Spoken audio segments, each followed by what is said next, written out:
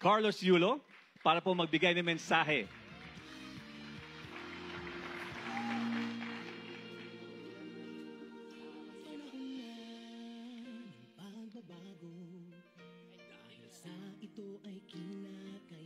Mas nakakakaba pa to sa performance ko. Okay.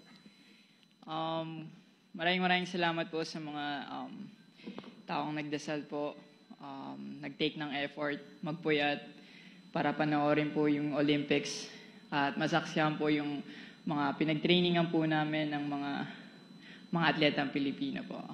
Gusto ko po magpasalamat sa pagbigay po sa amin ng training camp sa Mets po. Sobrang laking tulong po nun sa akin. Nakapag-adjust sa oras. Nagamay din po yung weather. Kaya sobrang laking bagay po sa akin po yun. Na nakakonekta po sa gintong medalya po. Maraming salamat po sa POC kay Ma'am Cynthia, Gymnastics Association of the Philippines.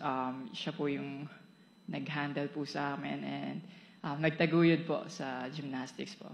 Maraming salamat po sa inyo, Ma'am Cynthia. Grabe po yung support na binigay niyo po. Siyempre sa lahat po ng atleta po, sobrang proud po ako na pinaglaban po natin, binigay po natin yung best natin sa lahat po. Dugot pawis yung inalay natin.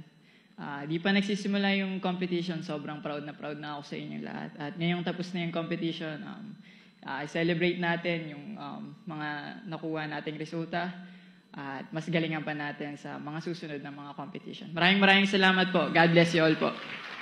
Maraming salamat, Carlos Yulo.